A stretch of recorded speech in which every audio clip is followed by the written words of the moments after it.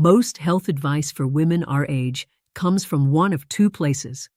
Either it comes from someone much younger who has studied aging but has not yet lived it, or it comes from someone our age who is telling you what worked for them without having paid close enough attention to know whether it actually worked or whether something else entirely was responsible.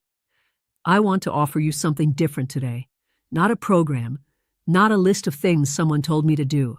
A report from inside a body that has been paying close attention for a long time about what actually moved the needle, what I tested and discarded, and what 6 specific things I still do every single day, because the evidence from my own life is clear enough that I trust it completely.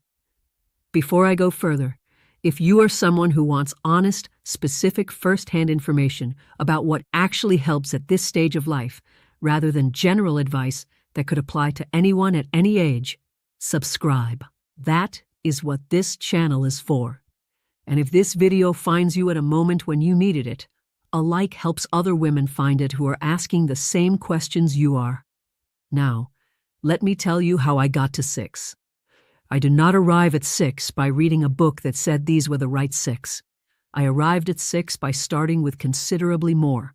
Things I was doing, things I tried, things I added after reading something promising or hearing something convincing, and then eliminating everything that did not produce a result I could actually feel and measure in my daily life. Not results I hoped for or assumed were happening invisibly. Results that showed up in how I moved in the morning, how I felt by afternoon, how I slept, how my hands worked, how clearly I could think. What survived that process is what I'm going to tell you about today. The first habit is water before anything else. Not before breakfast, before everything. Antes del té que me encanta, antes de las noticias que a veces reviso en contra de mi mejor juicio, antes de haber dicho una palabra, tomado una decisión u orientarme hacia algo fuera de las 4 paredes de mi habitación. Un vaso de agua completo, ya servido la noche anterior y esperando en la mesita de noche. Lo tomo antes de que mis pies hayan tocado el piso por 60 segundos. Llegué a esto después de descubrir, como describí en detalle en otro video, que había estado ligeramente deshidratado durante lo que probablemente fueron años sin saberlo. No dramáticamente deshidratado, sino funcionalmente deshidratado. Ese tipo donde todo funciona, pero nada funciona tan bien como debería. El pensamiento es un poco más lento. Las articulaciones son un poco más rígidas. La energía es un poco menos fiable. El equilibrio es un poco menos preciso. Un poquito, un poquito, un poquito. La acumulación de esos poquitos era lo que yo llamaba la condición natural de mi edad. Cuando empecé a beber agua primero, antes de cualquier cosa, esos poquitos empezaron a reducirse. Not all at once, and not completely, but measurably, consistently, in ways that held up over months and then years. What I understand about why this works, in the language Francis uses rather than the language of a textbook, is that the body overnight is doing its most important maintenance work. Clearing, repairing, processing. It uses water to do this. By morning, that supply is depleted in ways that the body's thirst mechanism at our age does not reliably signal. The glass of water is not a wellness ritual. It is restocking a supply that the body spent the night using for things that matter. Everything else on this list works better when this one comes first. I believe that completely, and my body has confirmed it consistently. The second habit is 5 minutes of movement before I stand up. This one sounds so small that I understand the skepticism. I had it myself when I first started doing it deliberately rather than just occasionally. 5 minutes of lying in bed, moving my toes and my ankles and my hands and my knees before I ask my legs to hold my weight for the day. It sounds like almost nothing. What it produces is not almost nothing. The body overnight becomes static in ways that matter. The muscles that will be asked to stabilize and support and carry you through the day have been largely still for 7 or 8 hours. The fluid in the joints has settled. The neurological pathways that coordinate balance and movement have been running in a low-activity mode. When you stand up and immediately ask all of that to function at full capacity, there is a gap between what you're requesting and what's available. That gap is where the morning stiffness lives. That gap is where the unsteadiness of the first few minutes comes from. That gap over time is part of what produces the increasing morning difficulty that most women my age have quietly accepted as inevitable. 5 minutes of gentle movement before standing narrows that gap. The muscles receive a signal that they are about to be needed and begin their own preparation. The joint fluid redistributes. The neurological pathways wake up. By the time I stand up, the conversation between my brain and my body is already underway, rather than starting cold. I test this regularly, deliberately, by sometimes skipping it on mornings when I am in a hurry. The difference in how I feel for the first hour of those days versus the days when I do it is consistent enough that I have stopped being in too much of a hurry for 5 minutes. The third habit is the one that most surprised me, because I came to it sideways through noticing something I had not been looking for. I eat protein at breakfast. Not immediately upon waking, that is a separate conversation. But when breakfast comes, whenever it comes, it contains something with real protein. An egg, some Greek yogurt with nothing mixed in. A small amount of something that requires the body to do more than process carbohydrate. I came to this not through nutrition research, but through noticing a pattern in my own days. On the days when breakfast was toast or porridge or cereal, which is to say carbohydrate, which is to say a fast source of energy that produces a peak and then a drop, the afternoon was a different quality than on the days when breakfast contained protein. The drop was larger. The 3 o'clock flatness was heavier. The second cup of tea that I reached for to manage the middle of the afternoon was needed more urgently. On the protein days, the afternoon was steadier. Not energetic in any remarkable sense, just steadier. The curve that should be gentle was gentle rather than spiked and crashed. What I understand about why this matters beyond the immediate afternoon, and this is the part that made me take it seriously enough to make it a permanent habit, is what it does for the body over time at this stage of life. Muscle mass is the infrastructure of independence.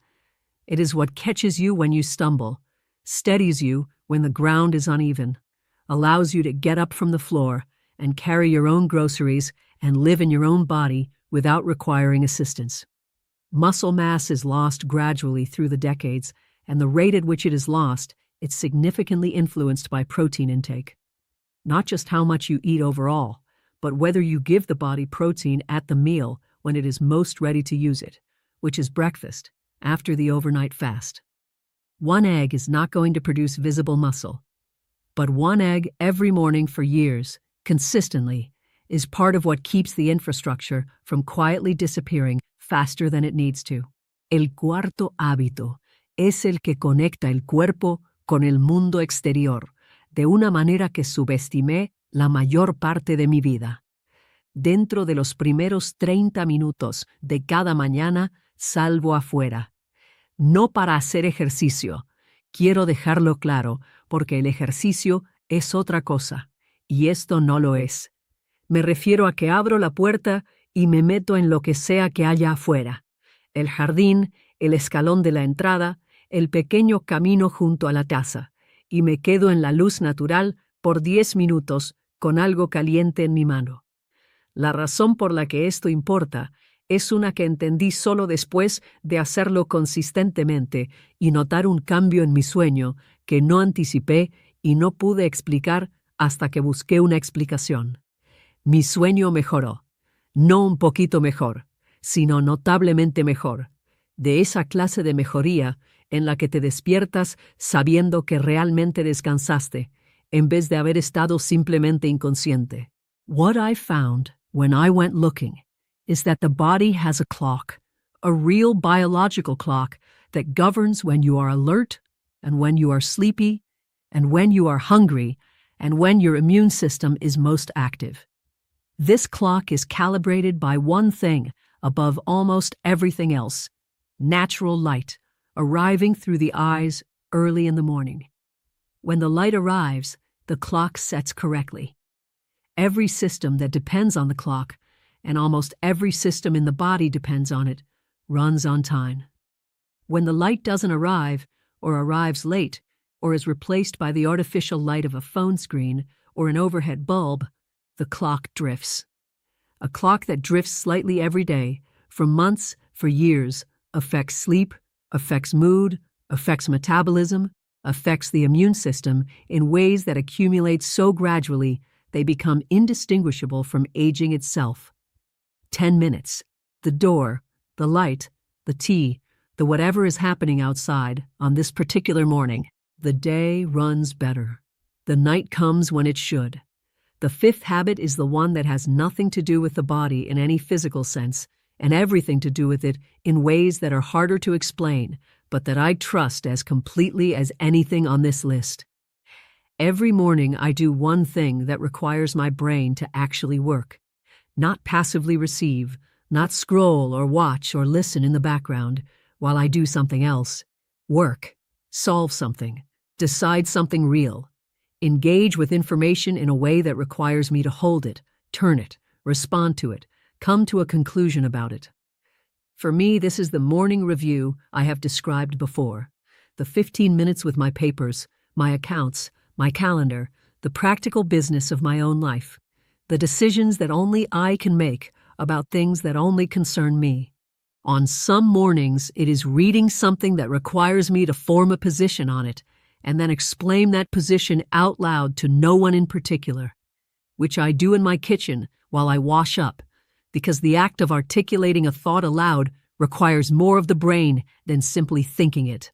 I do this because I understand something that I believe is among the most important things I know about staying capable at this stage of life. The brain maintains its executive function, its ability to organize, plan, sustain complex thought, hold a thread, and follow it to a conclusion through use. Not passive use, active, demanding, real-stakes use.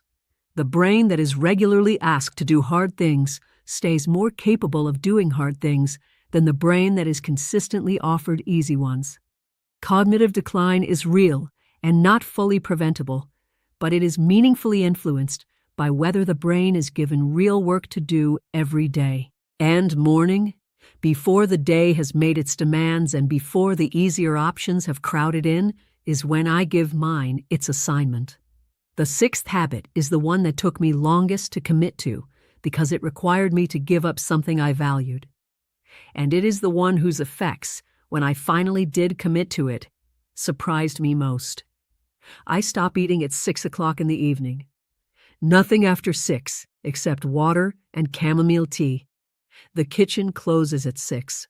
Not sometimes, not most nights, every night. As a rule, I do not negotiate with myself about. I came to this through a discovery I have described elsewhere, that the joint stiffness I woke up with every morning, which I had accepted as the inevitable cost of arthritis and age, was significantly affected by whether I had eaten late the night before. The mornings after evenings with no food after 6 were measurably, consistently better than the mornings after evenings when I had eaten at 8 or 9. Not slightly better. Enough better that I could not ignore it once I had noticed it. What I understand about why, in the language of someone who has lived in this body for a long time rather than the language of the researcher, is that the body at night has important work to do. Repair, clearing, the maintenance that can only happen when the digestive system is not also running. When you eat late, you ask the body to do 2 things at once: digest what you just gave it, and do the overnight work that every cell in your body depends on getting done. It manages, but it does neither as well as it would do one alone. And the joints, which are among the most inflammation-sensitive tissues in the body, register that compromise every morning when you try to open your hands around a cup. The habit I gave up was the evening ritual of food with television, crackers and cheese, and the quiet of the house settling. It felt like comfort, and it was comfort. which made it harder to give up than something that had only been habit. What I replaced it with was chamomile tea, which gives the hand something warm to hold and the ritual its ceremony, without the cost. The sleep changed too, in the same way the morning light changed it, not slightly, structurally.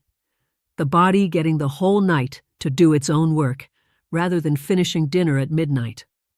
I want to close by saying something I mean carefully. These 6 habits did not come from a plan. They came from years of paying attention to a body that was giving me honest feedback about what it needed and what was costing it. Feedback I had not always listened to closely enough or honestly enough. What they share, the water, the morning movement, the protein, the light, the brain work, the early close of the kitchen, is that none of them ask for heroism. None of them require equipment or expense or a level of discipline that belongs to a different version of yourself. They require only attention. The willingness to notice what your body is telling you and to take it seriously before it has to say it louder. That is the whole methodology. Pay attention, test honestly, keep what works, let go of what doesn't. 6 things survived that process for Frances. These are the 6.